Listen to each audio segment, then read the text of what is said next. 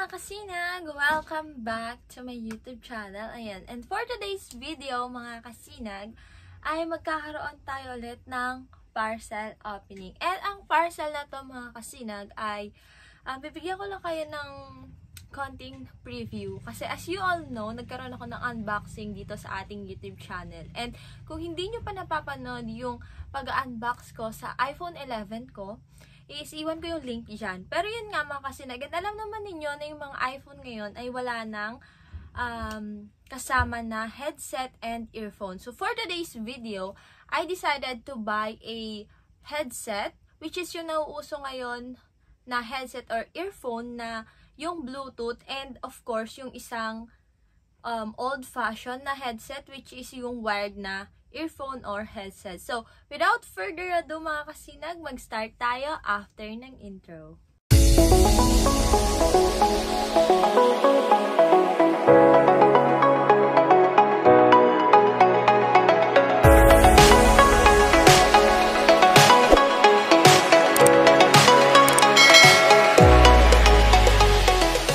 Okay, so bago tayo mag-umpisa mga kasinag, I just want to tell you na this video po is not sponsored. So, lahat po ng, dalawa lang naman itong parcel ko.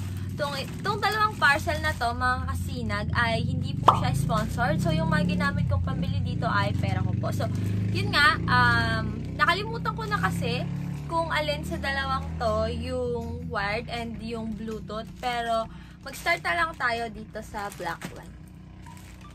So, itong black po, mga kasinag, is yung wired. Okay, kasi ito yung nakasulat dito, mga kasinag, is ito po yung Bavin. So, alam nyo naman na na-featured ko na rin to, itong shop na to. Isa sa mga trusted ko in terms of headset and charger. So, sa mga hindi pa nakakatry na bumili sa shop nila, mga kasinag, so itry nyo, hindi po kayo magsisisi. Okay. Ayan. So, yung shop nito, mga kasinag, and yung link ng mismong item natin ay iiwan ko na lang sa ating description box. Ayan siya.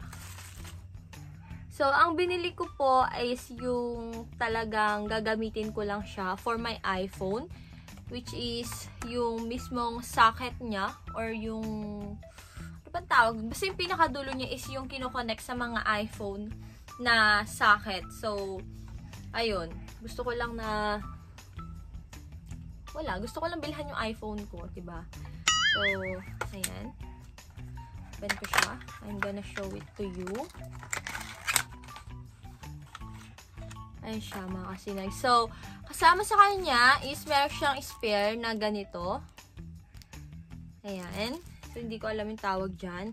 And of course, my case po ang kanyang pinaka-headset. Ayan. So, bubuksan natin siya. Oo, diba? Napakaganda, napakasosyalin. Ang ganda ng mga packaging. Basta, Bavin, yung mga lagayan nila, ang daming pakemerot. Ganon. So, asan na siya? Paano siya babaklasin? Mag-start na lang ako dito. And, yun. So, ito pala dito. Ayan. Ano naman to? Nakaka-pressure and everything. You know. Ayan siya. And, ayan. So, all set. So, meron siyang ganito. Just in case na gusto mo siyang ganyan. So, ayan siya. So, yung length niya, mga kasinag, ay like that. Okay? So, kagandahan, hindi ganun na masyadong lukot at hindi masyadong naikot yung kanyang wire, which is napakaganda. Ito pala siya. Ayan. Ating flex ko lang naman. Ayan. And then, ayan. So, meron din siya dito yung pindutan. Ayan, dito. With the word Bavin. You can see. Kung lang kung nakikita ninyo. But yeah, ayan siya. Then, may plus and minus na sign. Ay, baliktad pala kasi. Sorry. Ayan. Kita niyo ba? Ewan ko. Basta yan. Yan na. Huwag na natin pahirapan ng sarili natin. So, this is our first parcel, mga kasinag. Okay, so proceed tayo dito sa ating pangalawa.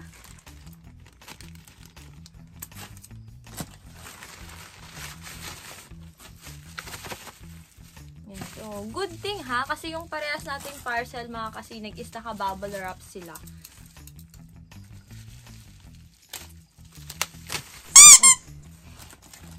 Oh, wow! It's para namang mamahalin, di ba? Pero napaka-affordable lang nito, mga kasinag. So, bili na kayo, di ba? Ayan. Okay. Ano siya? So, Lenovo yung kanyang brand. This is my first time na gagamit ng ganitong brand.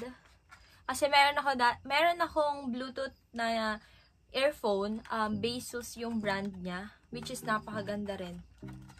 1 year na nagagamit and hindi nagbago yung quality niya, yung kung gaano katagal yung buhay niya. So, yun, kung gusto nyong bumili ng ganong brand, itatry kong hanapin na lang yung link nun kung saan ko siya nabili, and iwan ko na lang din sa ating description box. Pero, ang pinakabida sa item natin ngayon ay ito.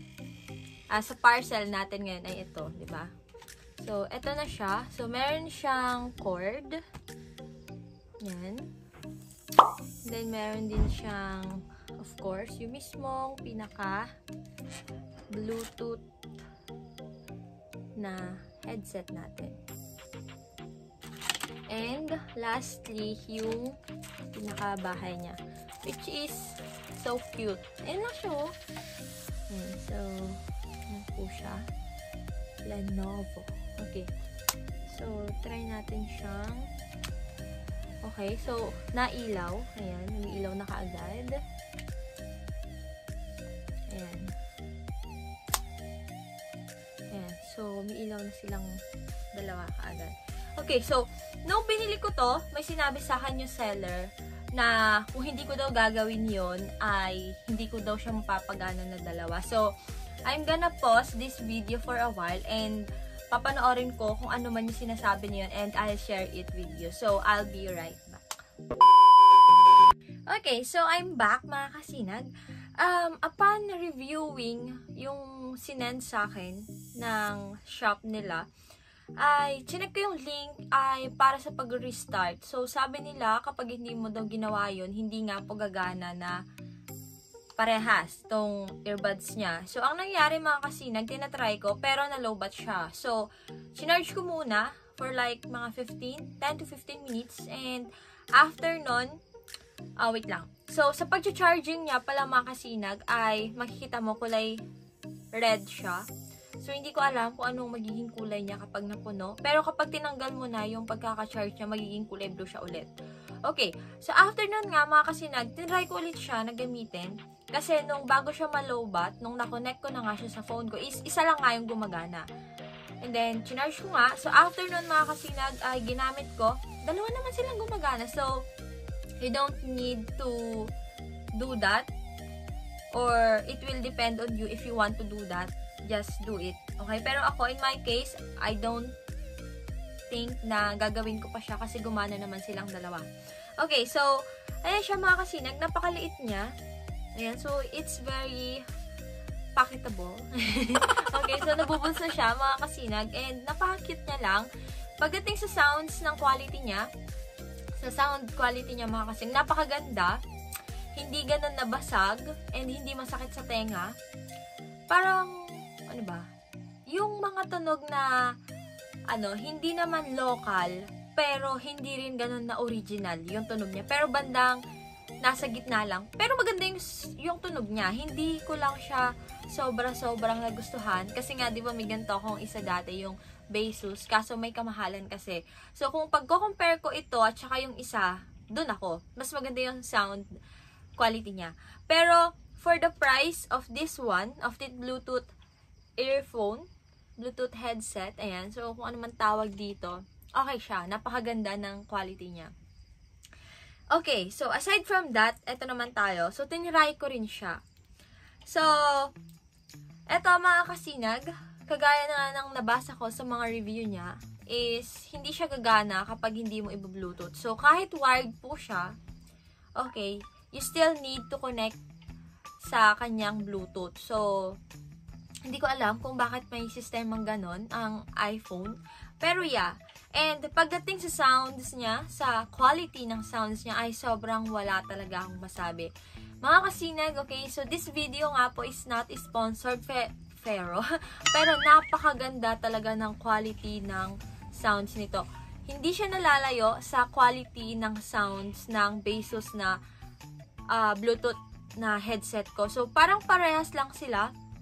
And then, napakaganda. Ang ganda talaga. Hindi ko ma-explain. Pero napakaganda. Parang ito siya.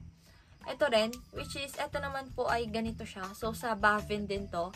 Parang, mas maganda pa rin yung quality nito. Kasi, syempre, pang iPhone and mas mahal.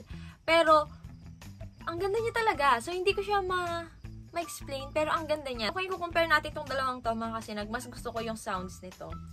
Pero, yon sa kanilang dalawa, so, hindi na masama sa kanilang presyo and everything. So, this is a superb product on Shopee. So, if you're going to ask me if I'm gonna recommend these two products for your iPhone, yan, yeah, this is a worth it product. So, napakaganda. So, yun, ang ganda niya talaga. So, ma-recommend ko talaga siya. So, sa mga interested, sa mga hindi naniniwala sa akin, di ba? Go see for yourself na bumili. Okay, so, yun lang naman ang magiging content ko talaga. So, i-open ko to, papakinggan ko kung gumagana, and that's it. So pagdating naman sa transaction natin, mga kasinag, wala naman ako naging problema. Napakabilis, napakaganda ng kanilang packaging. Ayun, so, yun lang naman po. Okay, and siguro dyan na lang, hanggang dyan na lang yung magiging video natin for today. At gusto ko na lang ulitin yung link ng mga shop nito, yung link ng item nasa description box, and the prices. So, kung gusto nyo bumili, click nyo lang yung link, dadalhin niya na kayo doon. Okay, so, yun lang mga kasinag. So, kung nakaabot ka man, kanina ko pa sinasabi na yun lang, pero ulit mo na lang ako. But anyway, so, kung nakaabot ka nga sa minute ng video na to, mga kasinag, I thank you so much. So, sana sa mga susunod nating Shopee content at kung ano man naging content ko, 'di ba? Ay nandiyan ka pa rin. So, please do continue to support me. And kung hindi pa kita subscriber, please do subscribe on my YouTube channel.